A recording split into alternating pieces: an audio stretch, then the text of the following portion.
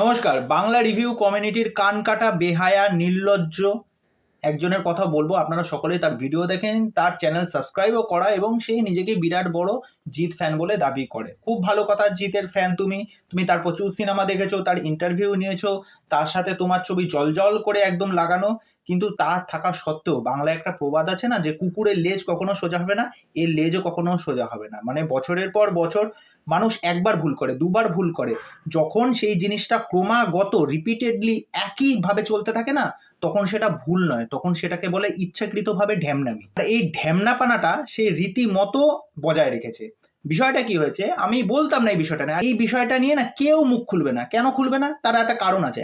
প্রথম কারণ হচ্ছে একটা বিরাট একটা সাবস্ক্রাইবার ধরে আছে, তার যারা অডিয়েন্স তারা বিশ্বাস করে যে সেই যে আপডেটটা দিচ্ছে একদম অথেন্টিক আপডেট দিচ্ছে। তার বক্তব্য হচ্ছে সে নাকি বিরাট একটা ইনসাইডার আপডেট পেয়েছে, জিদ্দার বস 3 স্ক্রিপ্ট নাকি লক হয়ে গেছে।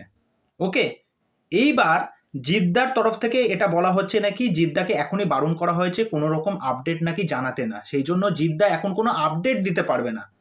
কিন্তু ও আপডেট দিতে পারবে। ও ইনসাইডার আপডেটটা কোথা থেকে পেলো? যেখানে মেন লিড, মেন হিরো, সে কোনো রকম আপডেট দিতে পারবে না, তো তুই কোথাকার হনু?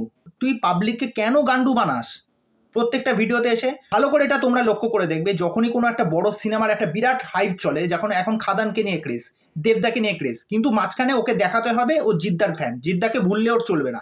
মাঝখানে ঠিক কায়দা করে একটা জিদ্দার একটা ভিডিও দিয়ে দিল যে চলো এইটাকে নিয়ে একটা ক্রেজ তৈরি করে দিই, একটা হাইপ বাড়িয়ে দিই।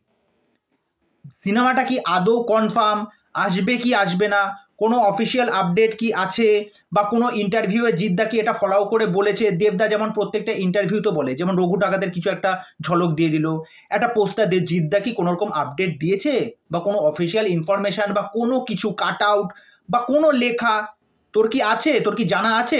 তোর এই ইনসাইডের আপডেটের কে? আর তোর এই ইনসাইডের আপডেট কে বিশ্বাস করে রে? হ্যাঁ, নির্লজ্জ বেহায়া। পাবলিককে দিনের পর দিন তুই গান্ডু বানিয়ে যাচ্ছিস, রীতিমতো পাবলিককে নাকানি চোবানি খাওয়াচ্ছিস, মিথ্যার পর মিথ্যা। মানে এত স্মার্টলি তুই এই কথাগুলো বলিস, তোর এক ফোঁটাও বিবেক নেই, তোর শিরদাঁড়া নেই। মানে এতটাই তুই দোকান কাটা বেহায়া, রীতিমতো খিস্তি দেওয়ার মতো যোগ্য তুই। তোকে বলে তুই নাকি শুধরে গেছিস। কোথায় শুধরে গেছিস রে ভাই? কোন দিক থেকে শুধরে গেছিস? আমার তো এক ফোঁটা মনে হয় না। আজকে সাপোজ তোমরা ভাবো, যারা জিৎ ফ্যান আছো, যারা জিদ্দার ডাইহার্ট ফ্যান আছো, তাদের এই নিউজটা শোনার পর কিরকম ঝাঁট জ্বলবে। সাপোজ যদি সিনেমাটার কোনো রকম অ্যানাউন্সমেন্ট না আসে, যদি সিনেমাটা যদি নাই বেরোয়, তখন কি হবে?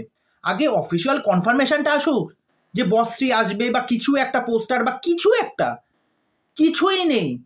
ও বলে দিচ্ছে, গল্প বলে দিচ্ছে, যেখান থেকে সূর্য হয়েছিল তারপর থেকে আলাদা প্রেক্ষাপটের গল্প হবে, গল্পের মোড় এখন এই রকম বিরাট রকমের একটা ক্যানভাসে গল্প তৈরি হবে। শুভশ্রী আদৌ থাকবে কি থাকবে না নায়িকা হিসেবে এখনো আমি সেই ব্যাপারটা কিন্তু বলতে পারছি না। আর তোর এই, আমার না রীতিমতো খিস্তি চলে আসছে। মানে বাংলা স্বরবর্ণ ব্যঞ্জন বর্ণ মিলিয়ে যত কটা অক্ষর আছে না, সেই প্রত্যেকটা অক্ষর দিয়ে তোকে রীতিমতো খিস্তাতে ইচ্ছে করছে। ঠিক আছে, প্রথম কথা হচ্ছে এরকম কোনো আপডেট আপাতত এখন নেই।